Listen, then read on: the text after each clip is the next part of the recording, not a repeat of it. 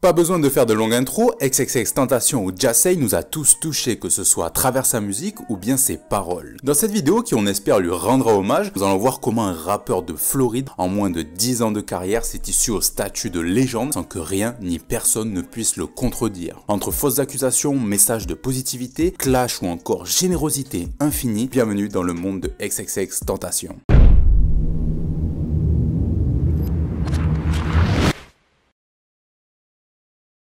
Jahseh Dwayne Ricardo Onfroy, fils de Dwayne Ricardo Onfroy et Cleopatra Bernard, est né le 23 janvier 1998 à Plantation dans l'état de la Floride. Il a passé la majorité de son enfance dans la ville de Lauderdale, réputée pour être une ville dangereuse. Petit, Jahseh se différencie des autres enfants par son côté introverti. Il était déjà dans son propre monde et il parlait très peu. Sa mère ne l'a eu qu'à l'âge de 17 ans, ce qui est très jeune. Donc ce sera difficile pour elle de s'occuper de lui. Ainsi, X va souffrir d'un manque d'attention. Dans son enfance, il va connaître son premier événement traumatisant. Alors qu'il n'a que 6-7 ans, sa mère sera agressée par un homme. Jahseh, pour défendre sa mère, va casser une bouteille en verre et le poignarder. Par la suite, sa mère ne pouvant pas s'occuper de lui, X passera de main en main envers des personnes qui pourront le faire. Il savait que sa mère voulait s'en occuper, or elle ne disposait pas des moyens nécessaires à ça. Donc très jeune, cela va l'impacter, va impacter sa santé mentale, va créer une forme de dépression chez lui. Il sera par la suite viré de son collège car impliqué dans trop de bagarres utilisé comme moyen pour obtenir de l'attention auprès de sa mère. Puis à force d'enchaîner les conneries, il terminera en prison pour mineur. Sans que personne ne le sache, c'est probablement l'une des meilleures choses qui lui soit arrivée. Attention,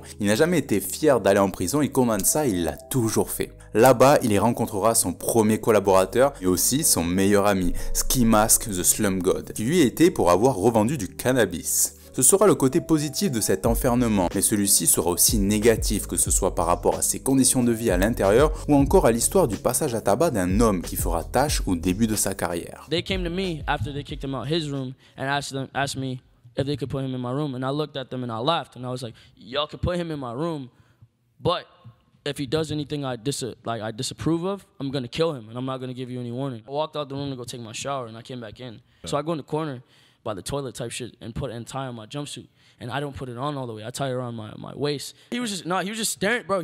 I was naked, bro. Like he was staring at me, you feel me? So I started I'm strangling him, like. À sa sortie de prison, XXXTentacion envisagera de se mettre à la musique et sortira son premier morceau, News Flock, issu du projet Mona Lisa qui ne verra jamais le jour. Là déjà, on commencera à ressentir ses influences, mais aussi son style unique. D'abord l'influence jamaïcaine qui est son origine avec une voix qui sert d'instrument.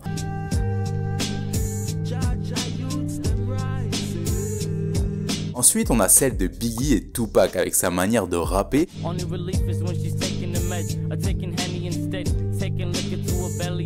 Mais ceux-là ne sont pas les seules influences de X. Comme pour l'école, X avait ce besoin de liberté, ne pas être formaté. Et c'est pour ça qu'il grandira en écoutant des genres divers et variés. Il pouvait écouter du rock comme Papa Roach, du rap avec Lil Wayne, ou encore des morceaux ou instrumentales japonaises. X était comme une éponge qui va assimiler tous ces genres jusqu'à les maîtriser pour les ressortir. Mais d'où vient cette passion pour la musique? Comme je vous l'ai dit, X souffrait d'un besoin d'attention depuis son enfance. Ce besoin va se développer jusqu'à créer un besoin de s'exprimer pour ensuite se connecter avec les autres. Elle va aussi se développer avec son meilleur ami, Ski Mask, avec qui ils vont commencer à balancer pas mal de musique sur SoundCloud, notamment Vice City ou encore plusieurs EP tels que Heartbreak Hotel. On est en 2015 et X n'est qu'au début de son évolution et on va commencer à voir apparaître ses premiers tatouages faciaux. Petit aparté, les tatouages sont très importants chez X. Ils ont pour la majorité une certaine signification et ont été faits à des étapes clés de sa vie. Donc son premier tatouage date de 2013. À l'âge de 15 ans, il se fera tatouer le nom de sa mère, Cléopatra, ainsi que le nom de son petit frère, Aiden. Côté tatouages faciaux, on est en 2015 et apparaîtront sur son visage les 3 points qui signifient le début, l'ascension et la chute. Il se tatoue aussi Very Rare et Members Only en août 2015.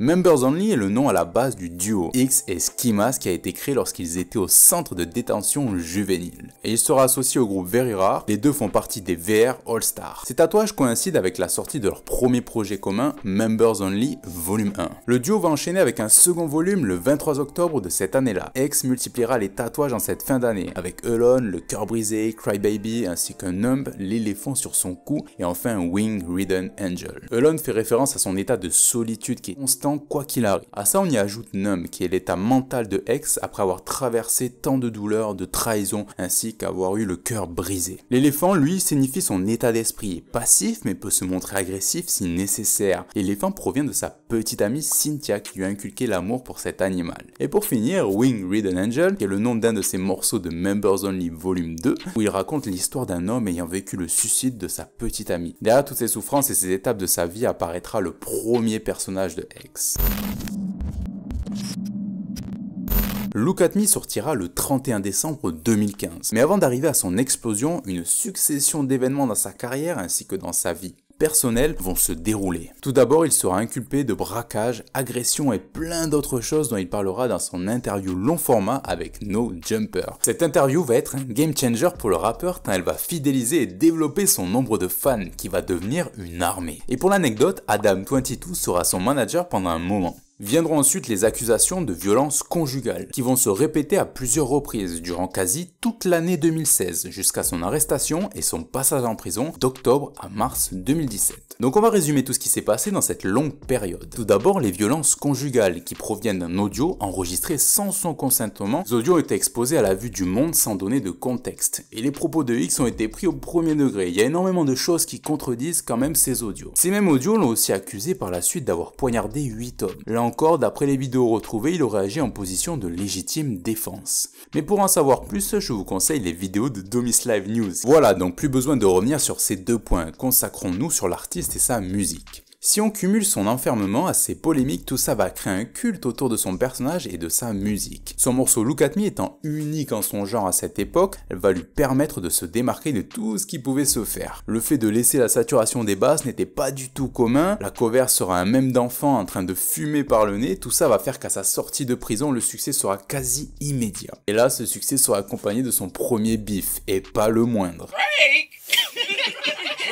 Tout va commencer lorsque X entendra un extrait du morceau GMT, qui sonne énormément comme Look at Me, bien que X appréciait Drake et que selon lui, ils étaient en contact. Drake hit up a DJ that I fuck with. He was like, yo, the nigga Drake watched your interview. He said he fuck with you and he fuck with your partner Ski Mask. He's saying he go call your manager within the next few days. Okay. Nigga, I fuck with Drake. Yeah. You feel me? Drake a genius. Despite me disrespecting him as a man, because I can't respect him as a man, I respect that nigga career. That's a GOAT. Drake, dès lors que la rumeur sortira, niera connaître et avoir entendu parler de X, ou bien même de son morceau. And I listened to it, I'm like, okay, I see where people could draw like this comparison off of like the first two lines, whether it be the cadence or the rhyme pattern or whatever. Hey.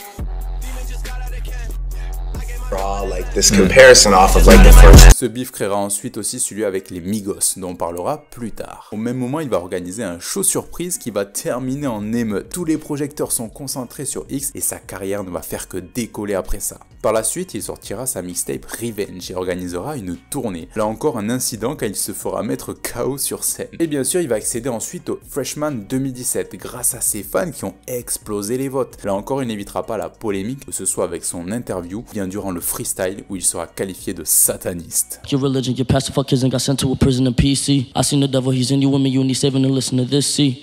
Avec Look at Me certifié disque de platine et tout ce bagage qu'il porte, il ne lui restait qu'à prouver avec son premier album. Avant de commencer l'analyse musicale, il faut cerner le personnage de X. Les fans le savent déjà, X se dévoile à travers sa musique. Pour le connaître, il faut connaître et comprendre ses morceaux. C'est pour ça qu'il faisait peu d'interviews et que ses apparitions publiques étaient maîtrisées. La chose qui distingue le premier album de XXXTentacion, c'est la validation de Kendrick Lamar à sa sortie. Kendrick était à un pic de sa carrière et pourtant il va partager l'album le lendemain de sa sortie, alors que X possédait une mauvaise image publique. Il va aller plus loin en menaçant Spotify de retirer ses albums de la plateforme, car oui, Spotify avait menacé de retirer la musique de X suite aux accusations de violence conjugale. Pour l'album, c'est une totale réussite. D'abord, 17 qu'il s'est fait tatouer à cette période a une signification lourde. X nous plonge dans sa vie et univers tout en nous orientant sur le concept du projet, sa l'intro. Listening to this album, you are literally entering my mind À la manière d'un Kid Cudi ou d'un Kanye West, XXXTentacion va s'ouvrir totalement sur des sujets tabous à cette époque, tels que la dépression, le suicide ou la santé mentale. Tout ça en nous faisant traverser les étapes difficiles qu'il a pu vivre et qui sont à l'origine de ses souffrances. En réaction à ce qui arrivait à Jocelyn Flores, il s'agissait d'une amie du rappeur qu'il a rencontré à un casting et qui s'est malheureusement suicidée. Il nous faudra revenir dans le temps avec l'explication du terme numb, tatoué en 2015. Il peut aussi parler de sa relation avec son ancienne copine, qu'il l'a trahi en lui mentant et en l'envoyant en prison, ou encore le suicide de Jocelyn. Le fait de traverser tout ça va le rendre insensible à l'amour, sa souffrance ne lui permettant plus d'y croire. Tout ce dont il a besoin, c'est qu'on le sauve de ça, ainsi que de ses fausses amitiés. Bien sûr, ce serait honteux de ne pas parler de Shiloh Dynasty, dont le poids et l'apport est colossal dans ce projet. Pour ceux qui n'ont pas vu la vidéo de Seb Lafrite, je vous la conseille vivement. Mais après avoir vu cette vidéo quand même, attention. Il s'agit d'une fille qui s'est fait connaître sur Vine et Instagram car elle se filmait pendant quelques secondes en train de chanter. X va implémenter ça sous forme de sample à ses morceaux. Pour finir, le classique Fuck Love avec Trippie Redd qui marquera l'histoire en devenant le morceau le plus écouté de SoundCloud. Mais une vidéo à ce sujet a été dédiée, donc pas besoin d'y revenir dessus. Mais pourquoi un tel succès? Car XXXTentacion est allé à l'encontre de tout ce qui se faisait habituellement. En 2017, le mumble et ignorant domine. C'est la chasse au clout, même si cette année a été marquée par Dame, Culture, Intro Jack, That Warning, bref la liste est super longue. Il possède l'une des meilleures fanbases, si ce n'est la meilleure. Celle-ci grandissait chaque jour d'une manière exponentielle, malgré le fait qu'il ne soit présent que très rarement sur les réseaux. En témoignait sa chaîne YouTube, elle ne comporte que 3 clips, avec Look At Me et Riot qui ont été combinés. S'il a fait ça, c'est qu'il savait que tout le monde voulait voir le clip du morceau qui l'a fait exploser. Et bien il a utilisé ça pour mettre en avant un message. This generation will be loved, nurtured, heard and understood. Bien avant son décès, X avait pour destinée de dépasser Drake en termes de chiffres, de ventes et de rayonnement international. Avec des audios sur sa chaîne dépassant des centaines de millions de vues et le peu d'interviews qu'il a pu faire connaissent tout un énorme succès, c'est avec son album Question Mark qu'il va démontrer au monde son potentiel infini dans tous les genres possibles. Mais avant la sortie de cet album, une nouvelle phase de X apparaîtra, Ugly. Fini la teinture bicolore, X va décider de se raser les sourcils et de se teindre les cheveux en blanc, dans le but de véhiculer un message positif. I'd rather be ugly and attract the real people and attract the real people around me, what everyone wants me to look like, and be around a bunch of fake ass niggas that only want to be around me for some clout. Dans une époque où les stéréotypes de beauté sont définis par les réseaux sociaux, il est allé à l'encontre de tout ça en se rendant volontairement moche entre guillemets. Le changement d'apparence sera notamment accompagné du tatouage de l'arbre au milieu du front. Celui-ci signifie d'être libre et de faire ce que l'on veut dans la vie, sans retenue, celui qui avait mauvaise réputation tend vers la positivité, l'entraide, le partage, l'amour de soi-même, l'acceptation sans arrière-pensée. Cette période a sa prochaine et finale évolution, il va se passer énormément de choses en dehors de la musique. On va commencer par le froid qui s'est créé avec son meilleur ami Ski Mask, qui survient après sa décision de vouloir arrêter la musique, Ski Mask voulant une reconnaissance individuelle. Bref, les deux finiront par se réconcilier comme vous le savez tous. Yo bro, I love you bro. I love you too, fam. I love you bro. Quelques semaines plus tard, à la sortie d'un hôtel, il se fait sauter dessus par de nombreuses personnes envoyées par les Migos. Blessé et notamment poignardé, il prouvera qu'il n'est pas à l'origine de la bagarre et continuera de donner un message de positivité. I don't give a fuck what just happened to me. I don't give a fuck about none of the negativity. The only way to outshine the negativity is to be positive. So that's what I'll do. I forgive all of y'all. Thank you. Petit point côté musique, il enregistrera plusieurs morceaux dont Pain Equal Best Friend ainsi que Ugly. À cette époque, sa productivité s'explique car il vivait chez son producteur John Kunigman. S'il a fait ça, c'est qu'il avait peur de retourner en prison, il a donc voulu enregistrer un maximum de musique au cas où ça arriverait. Étant donné qu'il avait dû retourner au tribunal pour l'affaire des violences conjugales, le procès sera ensuite reporté à juillet 2018. Ugly était prévu mais a été annulé et à la place ce sera le projet surprise Ghetto Christmas Carol qui sortira. L'année se termine, X décide d'introduire sa nouvelle phase au monde, toujours dans la positivité mais cette fois-ci avec de la maturité en plus. Il va se débarrasser de sa chaîne, se teindre les cheveux en couleur indigo, même si ça ressemble plus à du bleu, et à la base, faut savoir qu'il voulait du violet. Côté tatouage, il rajoute des lignes à l'arbre au niveau de son front, la croix égyptienne signifiant la vie, ainsi que l'horloge sur sa joue qui arrivera au même moment que la sortie de son album Question Mark. L'horloge sur sa joue signifie l'importance du temps, que celui-ci est précieux et qu'il ne faut pas le gâcher. Pour y remédier, XXXTentacion va multiplier les actions positives en organisant le Helping Hand Challenge. Ce challenge avait pour but de se déplacer partout en faisant des dons à des personnes en difficulté. X a encouragé sa communauté à y participer en proposant des récompenses pour les meilleurs donateurs. Il sortira donc son album Question Mark qui va être un succès total. La cover représente ce qu'a vécu X, sa carrière sous forme de photos toutes mises en noir et blanc. On peut y apercevoir le duo Ski Mask X mais aussi des montages qu'ont pu faire les fans. Si on se penche sur cet album en lui-même, cela est totalement différent de ce qu'il avait pu proposer avec Seventeen. L'album est plus facile à écouter et comme il a dit, c'est un album qui est plus un sentiment, c'est pas des mots. L'analyse sera donc plus courte. Concernant la structure, on a toujours ces instructions au début, puis au niveau des thématiques, ce seront presque les mêmes que le précédent projet avec la solitude.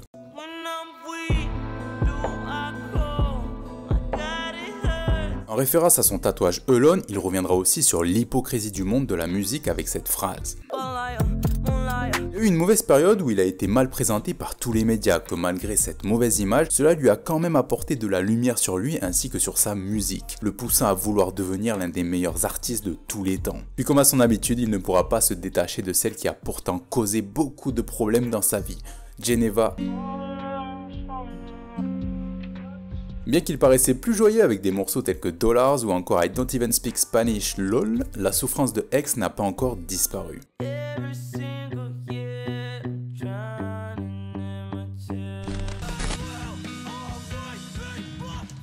Comme je vous l'avais dit, depuis la phase Ugly, il prônait l'amour de soi-même, que ce soit régulièrement à travers des lives Instagram ou encore en chanson avec le morceau Love Yourself.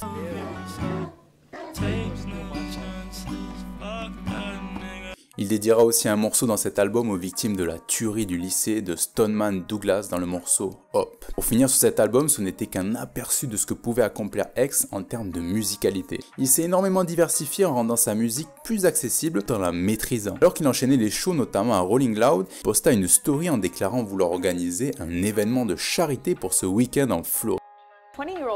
20-year-old XXXTentacion battu près de Miami alors qu'il venait de quitter un magasin de moto. Il était en train de partir du concessionnaire, mais se fera couper la route par une voiture. Les assaillants sortiront en le braquant pour lui voler son sac. Il se fera tirer dessus à bout portant et ne survivra malheureusement pas. Le jour de l'annonce de son décès est inoubliable, tant il a créé un choc dans le monde de la musique. Ces derniers mois, tout le monde avait remarqué son changement positif et sa volonté de faire le bien autour de lui. Tout le monde reconnaissait l'impact énorme qu'il a pu avoir musicalement ou simplement sur les gens qui le suivaient et que par sa simple présence ou message, il a pu aider. Voilà, c'est tout pour la vidéo sur X, la partie posthume est abordée dans une autre vidéo, et s'il y a une seule chose que vous devez retenir, c'est que XXXTentacion est une bonne personne, qui essaie de toujours faire le bien autour de lui, et encourager les gens à s'aimer, à se détacher du regard néfaste des autres. Merci pour tout les gens, repose en paix.